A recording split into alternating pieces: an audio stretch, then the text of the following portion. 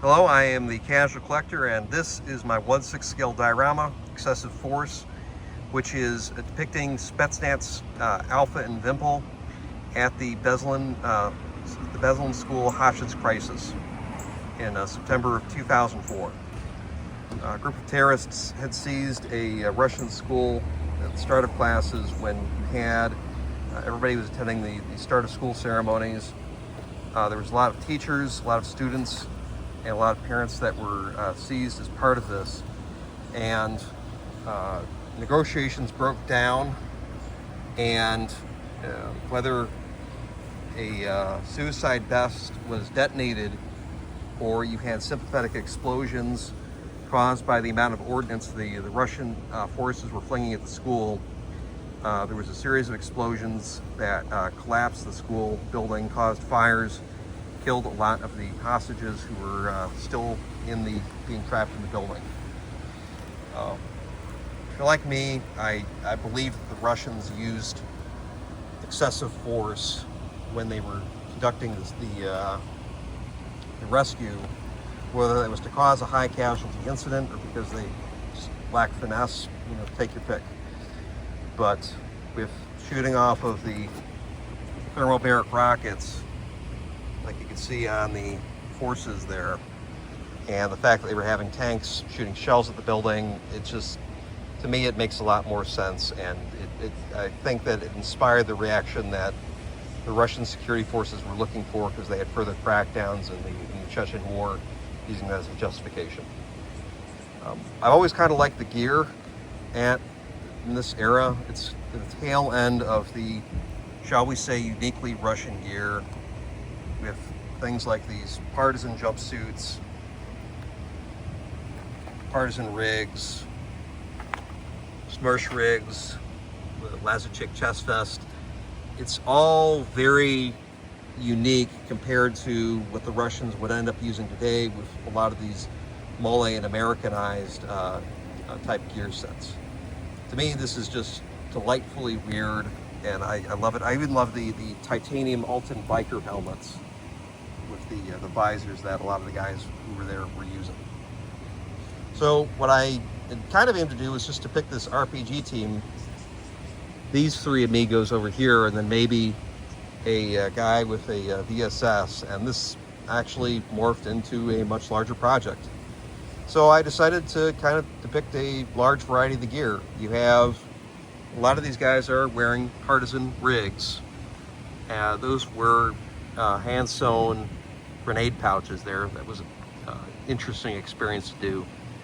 But a lot of this stuff is basically out-of-the-box DAM, Legion Dow, and just kind of the stock stuff. There's been a large run of classic Russian gear lately, and it's been kind of useful for getting this actually filled out. So all of this is based off of photos of guys at the time depicting gear that is similar to what we would see in arrangements that mirror what was being used by folks at Beslan. You're going to see a lot of these crispy Sahara boots, a lot of partisan jumpsuits, a lot of partisan rigs.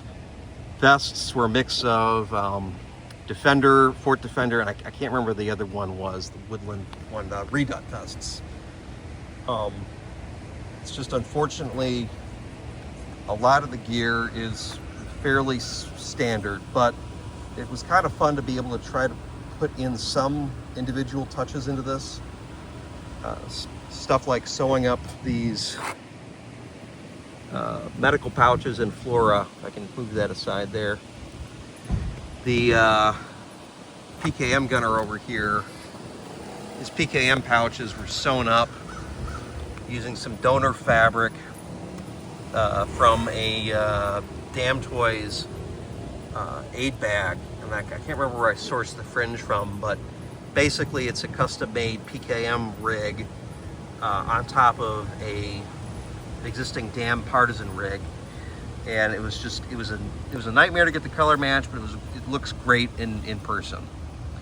RPG bag was sewn up by the ever talented Uswin Wood, I gotta thank my friend Tamaki for helping me get a Hobby Nuts RPG 26, which is something I've been searching for a long time. He was able to dig one up, and is really, really very grateful for the help there. But the overall look I was trying to get, aside from the gear, was to kind of capture the claustrophobia of all of these operators just kind of huddle up along walls, standing around, and you know, it was very striking to me to see how claustrophobic some of those photos were, of everybody just kind of arrayed together in the same spot, and in some cases just kind of staring around, pointing the guns idly at the building, not really doing much of anything.